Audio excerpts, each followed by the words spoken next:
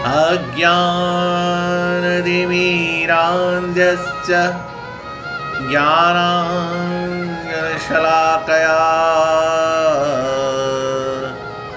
चक्षुरुन्मीलितं येन तस्मै श्री गुरुवे नमः।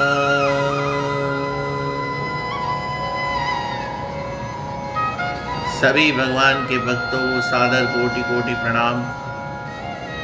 भगवान जिनके हृदय में रहते हैं, ऐसे भगवान के चरणों का आश्रय लेते हुए, सुखदेव जी महाराज का आश्रय लेते हुए और श्रीमद् भागवत महापुराण का आश्रय लेते हुए कथा आगे बढ़ती है। महाराज युधिष्ठिर भगवान कृष्ण के साथ भीष्म पितामह के पास आए हैं। रणांगण में सरसैया पर भीष्म पितामह लेटे हुए हैं। उनके साथ बहुत से ऋषियों का, मुनियों का बहुत बड़ा समूह है, जिसमें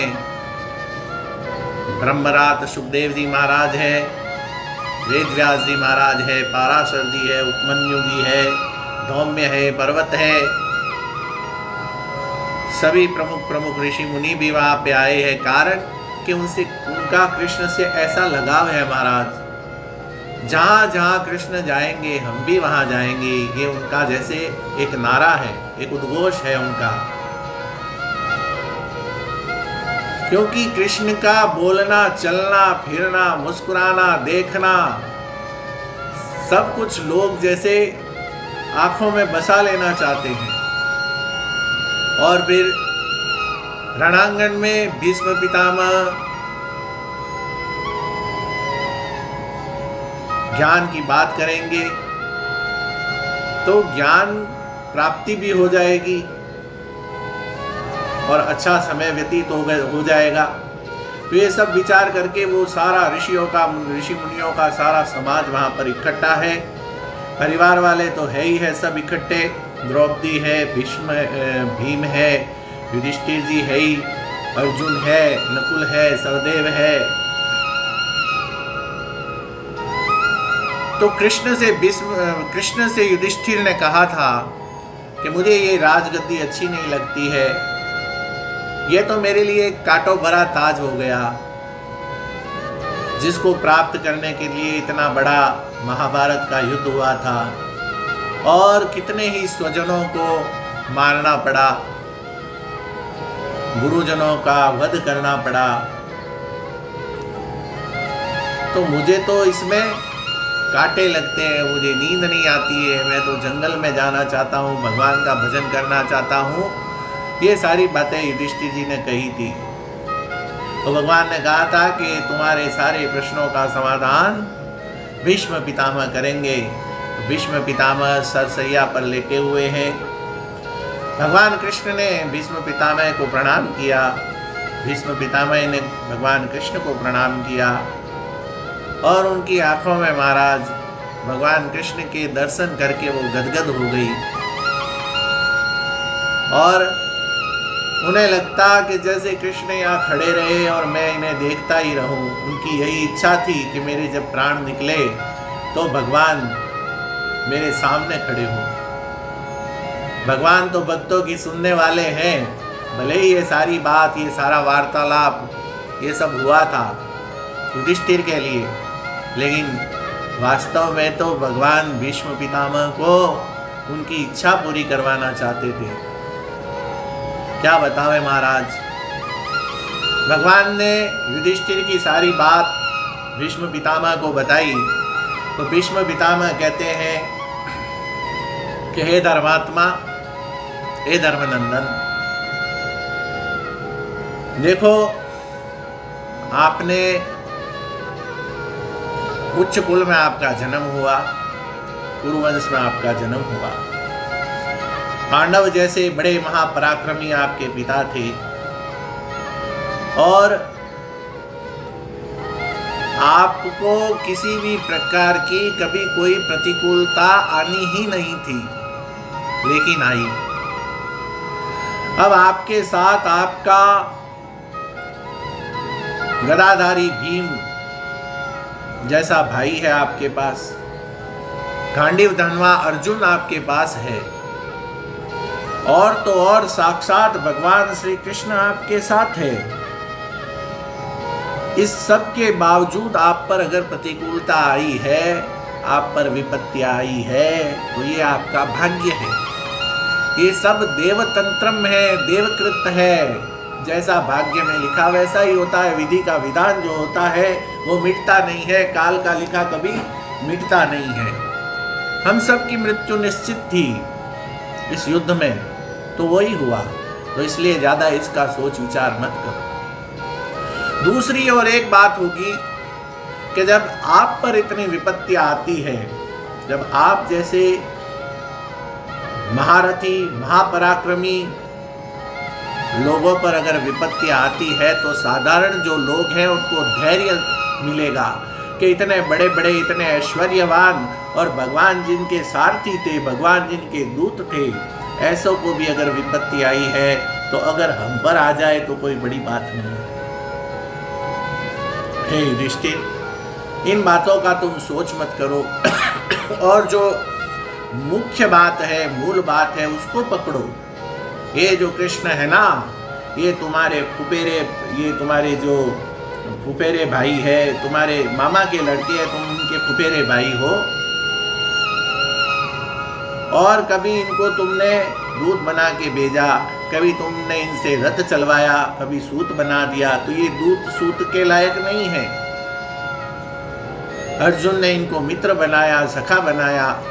अरे ये साक्षात सर्वात्मा है, अनंत कोटि ब्रह्मांड नायक, साक्षात जगदीश्वर है। अब तुम इनका इस रूप में भजन करो और भगवत प्राप्ति को प्राप्त हो जाओगे। तो ये सब विचार छोड़ करके हे युधिष्ठिर, तुम अच्छे से प्रजा का पालन करो, इसी में सबका भला होगा। तो महाराज भीष्म पितामह ने युधिष्ठिर को ये सारी बातें समझाई और भगवान से कहा कि हे प्रभु, जब तक मैं शरीर न छोड़ दूं, तब तक आपका ये जो खिलखिलाता हुआ, हंसता हुआ जो चेहरा है और आपके ये जो बड़े बड़े कमल के नेत्र हैं, इनके मैं दर्शन करते रहना चाहता हूँ। भगवान मुस्कुरा दिए। अब युधिष्ठिर कहते हैं कि हे पितामह, देखो मैं तो जब से संभाला है होश मैंने, तब से ही मैं तो कभी वन वन भटक रहा हूँ, कभी अस्त्र शस्त्र की शिक्षा दीक्षा ले रहा हूँ। तो मुझे तो ये शास्त्रों की बातें और ज्ञान की बातों का कोई अंदेशा ही नहीं है। तो आप हमें जो है इतिहास बताओ, आप हमें वैराग्य के बारे में बताओ, राग क्या होता है इसके बारे में बताओ, आप हमें दान धर्म के बारे में बताओ, और आप हमें राज धर्म के बारे में बताओ, मोक्ष धर्म के बारे में बताओ, स्त्री धर्म के बारे में बताओ। ये सारी बातें मैं विस्तार से सुनना चाहता हूँ, विस्तार से जानना चाहता हूँ। तो आप कृपा करके मुझे वो सब बताओ, उसका मुझे ज्ञान दो। भीष्म पितामह ने युधिष्ठिर महाराज को ये सारा इतिहास सुनाया, सारा धर्म कर्म बताया। अब महाराज भीष्म पितामह ने अपने आप में समेट लिया, आदि पुरुष भगवान का ध्यान किया, कामनाओं का निग्रह कर लिया और भीष्म पितामह ने भगवान की स्तुति करना प्रारंभ किया। अब जो भीष्म पितामह की स्तुति है महाराज, उसका भागवतकार ने ऐसा छंद बनाया है कि वाक्य में ही जैसे कोई मृत्यु को मरणासन कोई व्यक्ति पड़ा हुआ कैसे बोलता है, उस प्रकार से वो उन्होंने स्तुति लिखी है, उसका छंद उस प्रकार से बनाया है। तो भीष्म पितामह कहते हैं, इतिमति रूप कल्पिता वितृष्णा भगवती सात्वत पुंगवे विभूमि स्वसुखमुपगते क्वचिद विहरतु प्रकृतिमुपेयुषि यद भव प्रवाह। हे भगवान, मृत्यु के समय में अपनी बुद्धि जो अनेक प्रकार के साधनों का अनुष्ठान करने से अत्यंत शुद्ध और कामना रहित हो गई है, हे यदुवंश शिरोमणि, मैं वो अपनी बुद्धि आपको अर्पित करता हूँ। भीष्म पितामह कहते हैं, भीष्म पितामह के आंखों के आगे वो सारे दृश्य आ जाते हैं जो भगवान को कभी युद्ध में देखा था, कभी कहीं देखा था, कभी क्या करते हुए, कभी लड़ते हुए, कभी भागते हुए, दौड़ते हुए, रथ चलाते हुए। ये सारी जो भगवान की क्रियाएं थी वो भीष्म पितामह के आगे नाचने लगी। भीष्म पितामह कहने लगे, हे यदुनंदन, हे यदुवंश शिरोमणि, क्या बतावे कि जब आप रणांगन में रथ को वेग से चलाते हुए, अर्जुन पीछे बैठा है और आपने वेग से रथ चलाया और रथ चला करके दोनों सेनाओं के बीच में ला करके जब खड़ा कर दिया और शंख बजाया, और शंख बजा करके एक दृष्टि आपने पांडवों और कौरवों पर डाली, तभी हम समझ गए थे कि इन सारे योद्धाओं में कौन तो जिंदा बचेगा और कौन मृत्यु को प्राप्त होगा। मैं आपकी उस झांकी के दर्शन करना चाहता हूँ। मुझे वो झांकी आपकी बड़ी प्रिय लगती है। हे यदुनंदन, हे यदुवंश शिरोमणि, हे कृष्ण, मैं और क्या बताऊं। आप जब रणांगन में जब लड़ रहे थे, आप जब रथ चला रहे थे, तेजी से कभी इधर कभी उधर, कभी इधर कभी उधर बाणों पे बाण चल रहे थे, तो आहा क्या आपकी छवि थी। क्या आपके घुंघराले घुंघराले बाल हवा में लहला रहे थे, क्या आपका पीतांबर लहला रहा था, और क्या आपकी छवि थी। मैं उस छवि के दर्शन करना चाहता हूँ। हे कृष्ण, एक और बात हुई। आपने जब मेरे से जब युद्ध हो रहा था, अर्जुन मुझ पर बाण चला रहे थे, तो मैंने बाणों की वर्षा करके अर्जुन को बाणों से आवृत कर दिया था, और आपके हाथों पे मैंने इतने बाण छोड़े थे, तो आप मुझे देखने लगे। और उस वक्त आप जब चल रहे थे, आपका रथ जब चल रहा था, तो घोड़ों की टापों से जो मिट्टी उड़ती है, वो मिट्टी आपके मुख पर लगी हुई जैसे आपका आभूषण बन गई थी। आपका मुख उस मिट्टी में दमक रहा था, और आपके जब हवा से घुंघराले बाल जब लहरा करके आपकी आंखों के आगे आते थे, आप यूं सर झटक करके पीछे करते थे। आहा, क्या सुंदर आपका रूप था। मैं आपके उस रूप के दर्शन करना चाहता हूँ। हे कृष्ण, और एक बात हुई।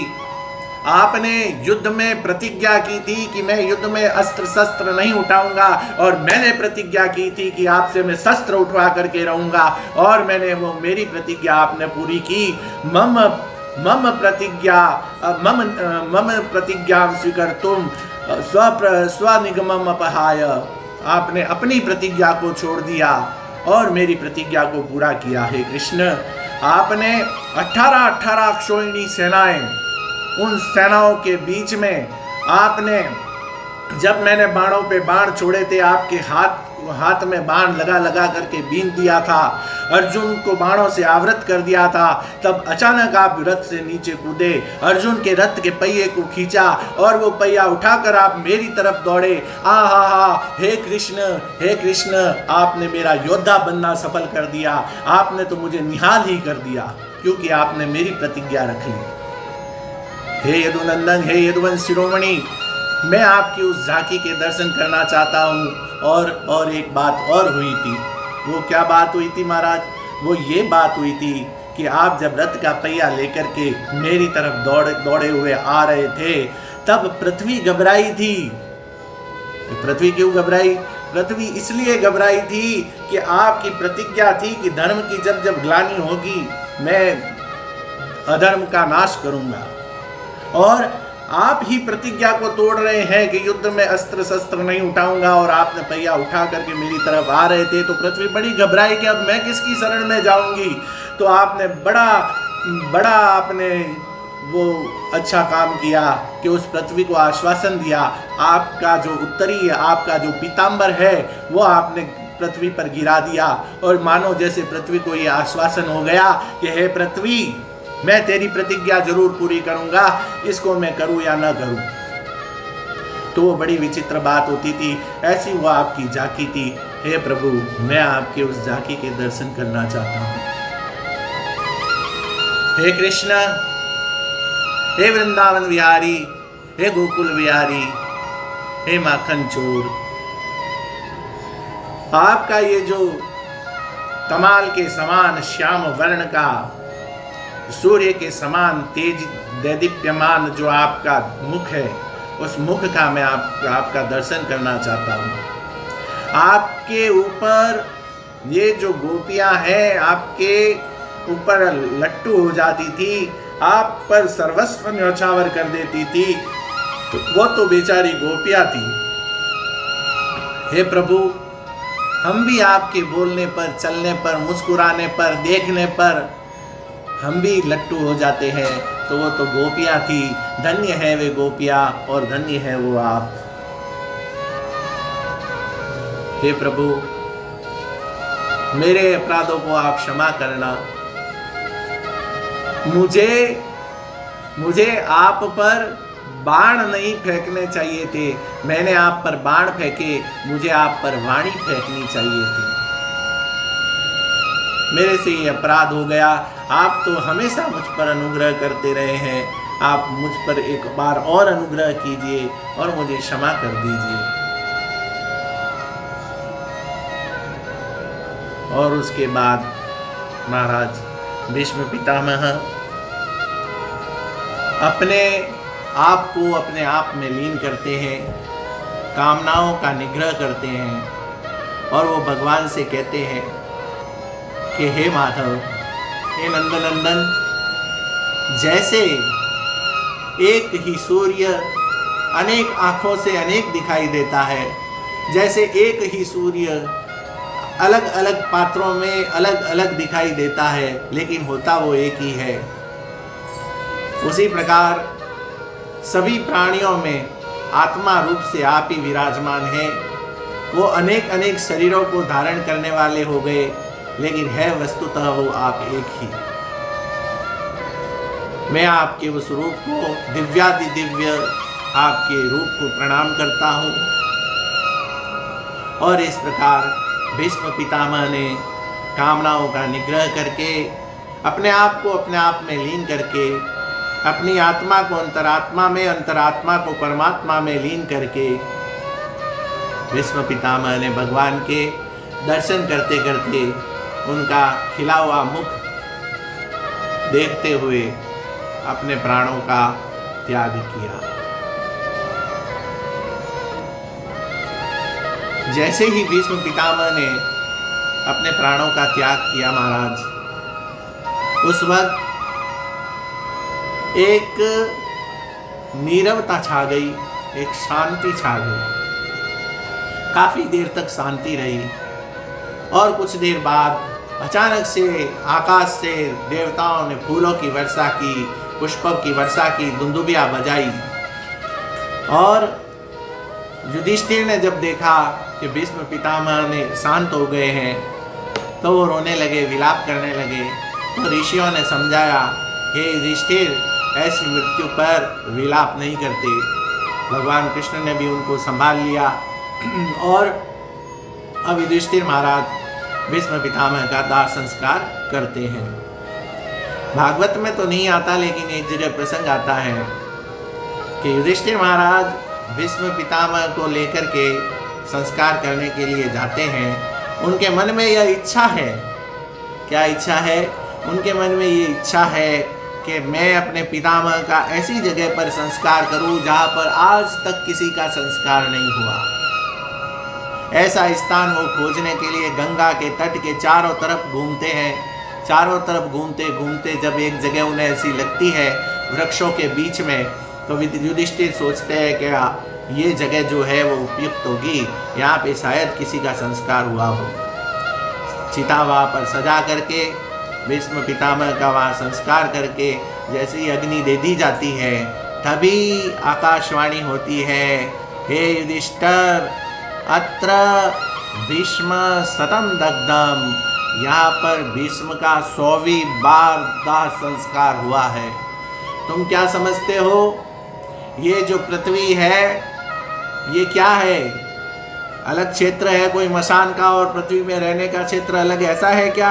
ऐसा कदापि नहीं है। ये सारी पृथ्वी को तुम शमशान समझो, जैसे शमशान के अंदर रहने वाला वैराग्य को धारण करता है, जैसे शमशान के अंदर रहने वाला सावधान रहता है, खबरदार रहता है, वैसे ही हे पृथ्वीवासियों तुम सभी खबरदार रहो और सावधान रहो।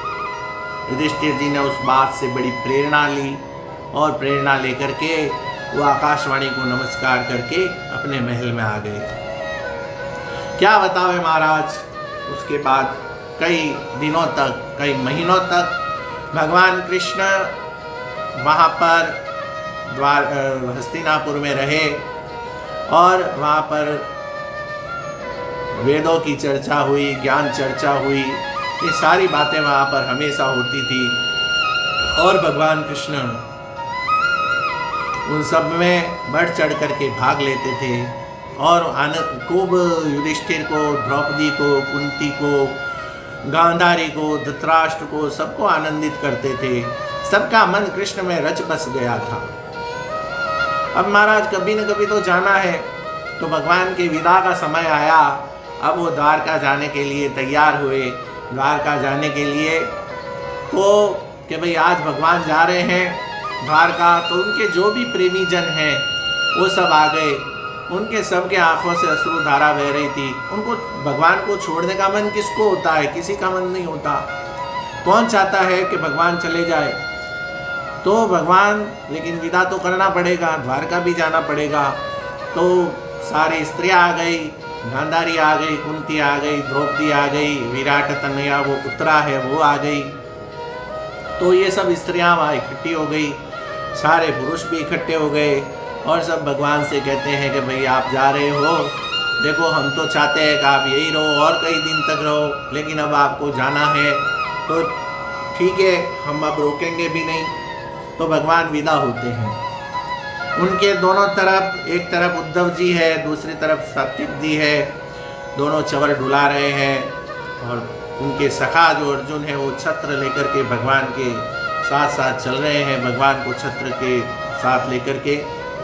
अब वो राजमार्ग पर आते हैं, हस्तिनापुर में सबको पता चल जाता है कि भगवान तो अब विदा हो रहे हैं। अब महाराज भगवान विदा हो रहे हैं तो सारे प्रजाजन भी आ जाते हैं भगवान के दर्शन करने के लिए। सब जगह जहाँ पर कृष्ण की जो चलना फिरना देखना है वो सबको लुभाता था। एक बार हर एक चाहता था कि मैं दर्शन कर लूँ, तो सब के सब वहाँ पर इकट्ठे हो जाते हैं। ब्राह्मण इत्यादि मंत्रोच्चार से भगवान को आशीर्वाद देते हैं। अब उन आशीर्वादों में निर्गुण का भी आशीर्वाद है और सगुण का भी। भगवान के निर्गुण स्वरूप को भी आशीर्वाद दे रहे, सगुण स्वरूप को भी आशीर्वाद दे रहे। ब्राह्मण इत्यादि भगवान को आशीर्वाद देते हैं, भगवान आगे बढ़ते। अब भगवान भी ऐसे हैं कि अपनी स्तुतियों को सुन सुन करके बड़ा प्रसन्न होते हैं महाराज। तो भगवान जब भगवान की कोई स्तुति करता है तो कोई तो भगवान के, कभी तो भगवान प्रकट होकर के वो स्तुति सुनते हैं और कभी भगवान छुप कर के स्तुति सुनते हैं। तो अभी वो प्रकट में है भगवान, लेकिन उनकी जो स्तुति हो रही है वो दरवाजे के पीछे हो रही है, घरों के अंदर हो रही है। भगवान कान लगा करके सुन रहे हैं कि कौन क्या कह रहा है। तो महाराज ऐसी बात होती है तो एक सखी कहती है, हे सखी सवई किलायम पुरुष पुराणम, ये क्या वही पुराण पुरुषोत्तम है जिसने इस सृष्टि को बनाया है, लेकिन वह तो निर्गुण है, परब्रह्म है। तो दूसरी सखी कहती है, नहीं नहीं सखी, ये तो नाम रूप वाला था ही नहीं, ये तो हमें आनंदित करने के लिए ही नाम रूप वाला बन करके आया है। तभी तीसरी कहती है, अरे तुम्हें क्या पता, वेदों में भी जो है, वेदेषु गुह्येषु च गुह्यवादी भी, वेदों में भी इसके बारे में वेद भी नहीं बता सकते। वहाँ भी अत्यंत गुह्य है, वहाँ भी अत्यंत गुप्त है, इनके बारे में कोई वर्णन नहीं कर सकता। तभी एक सखी कहती है कि सखी, द्वारिका कितनी सुंदर है, कितनी सुंदर नगरी होगी, कैसे कैसे वहाँ के लोग होंगे, भगवान के रोज वो दर्शन करते होंगे, सुबह शाम जब देखो भगवान के दर्शन उनको होते होंगे, कितने भाग्यशाली हैं, कितना बड़ा उनका भाग्य है। हे सखी, क्या हम नहीं जा सकते द्वारका? हम वहाँ जाके नहीं रह सकते? वो कहती है, नहीं नहीं, हम वहाँ कैसे रहेंगे, हम तो यहीं पर रहते हैं, यहाँ पर आएंगे जब उन भगवान के दर्शन कर लेंगे। तो महाराज वो कहती है कि नहीं, द्वारका तो कुशस्थली पुण्य यशस्करी, द्वारका तो लोगों के पुण्यों को बढ़ाने वाली है, तो वहाँ पे तो अगर रह जाए तो बात ही कुछ और है। और भगवान महाराज उन सब स्तुतियों को सुनते हैं। भगवान सुनते सुनते निरीक्षणेन अभिनंदनेन सस्मितेन ययो हरि, बड़े धीरे धीरे कान से भगवान सुनते हुए आगे बढ़ते हैं और आगे बढ़ करके अपने रथ में बैठते हैं। रथ में बैठ करके महाराज अर्जुन और उद्धव जी और वो भगवान के साथ उनके जो मंत्रीगण आए थे वो सब बैठ करके रथ में आगे बढ़ते हैं, द्वारका की तरफ चलते हैं। कुरु जांगल आदि प्रदेशों को पार करते हुए, मत्स्य आदि नगरों को पार करते हुए और आगे बढ़ते बढ़ते भगवान द्वारका में पहुंचते हैं। द्वारका में जैसे ही भगवान पहुंचते हैं तो वहाँ पर जाते ही भगवान अपना पंचजन्य शंख निकालते हैं और शंख निकाल करके भगवान जोर से वो शंख बजाते हैं। जैसे ही शंख की ध्वनि उस द्वारका में सुनाई देती है, लोगों में हर्षोल्लास छा जाता है। ओ भगवान आ गए, कृष्ण आ गए, कृष्ण आ गए, कृष्ण आ गए, कृष्ण आ गए। सारी प्रजा दौड़ दौड़ करके द्वारका में इकट्ठी होने लग जाती है। सारे प्रजाजन वहाँ पर दौड़ दौड़ कर आने लग जाते हैं। मंत्री इत्यादि, ब्राह्मण इत्यादि सब भगवान की पूजा करने के लिए थाली लेकर के आते, इधर से उधर आते हैं। थाली में कोई चीज़ डाली नहीं डाली, अरे पूजा करनी है, भगवान की पूजा करनी है, कोई चीज़ पूरी है नहीं है, भगवान मन तो जो है वो भगवान में लगा हुआ है, तो चीज़ें कहाँ संभाले। तो आते हैं, आकर के भगवान की पूजा अर्चना करते हैं, स्वागत सत्कार करते हैं, अभिनंदन करते हैं। भगवान भी बड़े आनंदित होते हैं, अपने द्वारकावासियों से मिलकर के उनको आनंद देते हैं। लेकिन सब द्वारकावासी जो है वो भगवान से हाथ जोड़कर विनती करते हैं, प्रभु आप कब इतनी लंबी यात्रा पे जाते हो? आपका एक क्षण भी हमसे दूर रहना हमें करोड़ों वर्षों जितना लगता है, और आप इतने लंबे समय तक चले जाते हो, तो हमारा जीवन कैसे बीतेगा प्रभु? आप ऐसे हमें छोड़कर मत जाया कीजिए, आप हम पर भी कृपा कीजिए। हस्तिनापुर जाओ, कहीं जाओ, जा करके समय से वापस आ जाया कर कीजिए, आपकी प्रजा आपके बिना अनाथ हो जाती है। तो भगवान उन सबको आनंदित करते हुए और आगे बढ़ते हैं, अपने महल में जाते हैं। जैसे ही भगवान महल में जाते हैं, वहाँ पर उन अपने माताओं से मिलते हैं। भगवान की जो 7 माताएं हैं, भगवान उनके चरण स्पर्श करके उनको आनंदित करते हैं। माताओं के वात्सल्य उमड़ आता है और बड़े प्यार से उनको भगवान को गले लगाती है। इस प्रकार माताओं के महल से निकल करके भगवान अपनी 16,108 रानियों के महल में जाते हैं सबके, और महल में जाकर के सबको वो भगवान आनंदित करते हैं। तो महाराज वो जो रानियां हैं, उन रानियों ने भगवान के लौटने के लिए, वापस आने के लिए, सकुशल आने के लिए व्रत धारण कर रखा था। उस व्रत का आज पारायण हुआ, वो व्रत आज पूर्ण हुआ और व्रत आज सफल हुआ, क्योंकि भगवान आ गए, भगवान के दर्शन हो गए। अब भगवान ने उन सबको आनंदित किया। अब महाराज सूत जी कहते हैं कि भगवान के जो 16,108 रानियां थी, वो कई लोग इसके बारे में विचार विमर्श करते हैं क्या देखो भगवान ने कितने सारे विवाह किए, बहु विवाह है ये तो महाराज सूत जी कहते हैं कि जो मनुष्य है वो अपने जैसा ही भगवान को मान के चलता है, भगवान को वैसा ही समझता है, वैसा ही सोचता है। अब 16,108 रानियां थी महाराज, वो वरांगनाएं थी, अत्यंत सुंदर थी, उनका चलना फिरना बोलना एकदम मोहित कर देने वाला था। और भगवान इन सब के होते हुए भी उन सब से असंग थे, अनासक्त थे। भगवान उनमें आसक्त नहीं हुए थे। जो मनुष्य, जो लोग ये सोचते हैं कि भगवान ने इतने विवाह किए, वो एक विवाह में ही एक पत्नी पर ही वो मोहित हो जाते हैं, लट्टू हो जाते हैं और पूरा जीवन उसके इर्द गिर्द घूमते रहते हैं। और भगवान तो 16,108 रानियों से इतने असंग थे कि कभी छोड़ करके हस्तिनापुर चले गए, कभी छोड़ करके युद्ध में कहीं चले गए, कभी छोड़कर कहीं चले गए, कोई आसक्ति नहीं थी। तो भगवान ने वस्तुतः असंगता का, अनासक्ति का उपदेश दिया है ये सारी लीला करके।